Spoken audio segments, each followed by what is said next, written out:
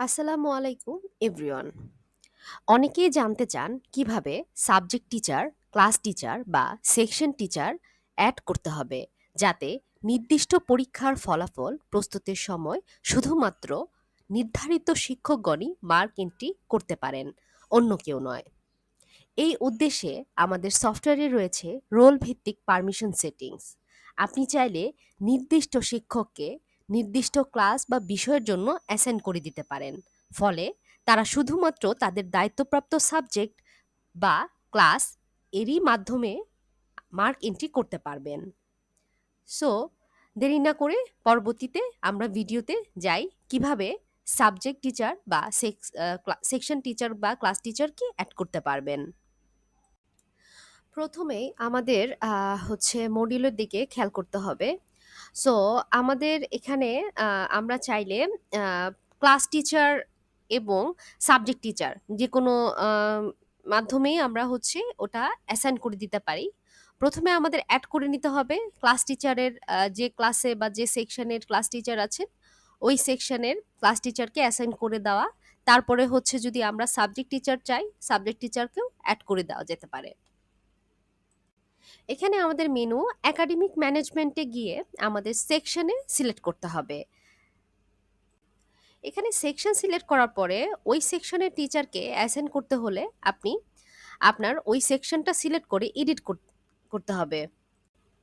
Edit করার পরে নিচে আপনি ক্লাস টিচারের যে আইডিটা প্রেস করার সাথে সাথে আপনার আইডিটা চলে আসবে এবং আপনি আইডিটা সিলেক্ট করে আপনি সেভ করে দিলেই আপনার সেকশন টিচারটা অ্যাড হয়ে যাবে। তারপর অনেক প্রতিষ্ঠান চায় যে তাদের শুধু সাবজেক্ট ক্লাস ভিত্তিক যে সাবজেক্ট টিচার, ওই সাবজেক্ট টিচারই শুধু মার্ক এন্ট্রি দিবে। যে ক্লাসের যে শিক্ষক ওই ক্লাসের ওই সাবজেক্টেরই শুধু মার্ক এন্ট্রি দিবে, অন্য ক্লাসে না। সেক্ষেত্রে এখানে আমাদের মেনু থেকে ক্লাস সাবজেক্ট যে অপশনটি, ওই ক্লাস সাবজেক্ট অপশনে প্রেস করতে হবে। ক্লাস সাবজেক্টে গিয়ে আপনি এখান থেকে ক্লাস সিলেক্ট করবেন এবং ওই সাবজেক্টটি সিলেক্ট করবেন। সাবজেক্টটি সিলেক্ট করে পরে এডিট করলে এখানে একটি ঘর পাবেন, সেটা হচ্ছে সাবজেক্ট টিচার। ওই সাবজেক্ট টিচারটাকে আইডিটা লেখার সাথে সাথে ওখানে আইডি চলে আসবে ওই টিচারের। ওই টিচারের আইডিটা সিলেক্ট করে দিলেই আপনি সাবমিট করে দিলেই আপনার টিচারটা অ্যাসাইন হয়ে যাবে। আমরা আ সাবজেক্ট টিচার এবং ক্লাস টিচার যেহেতু আমরা এড করে ফেলেছি, সেহেতু এক্সামের ক্ষেত্রে এটা কিভাবে কাজ করবে।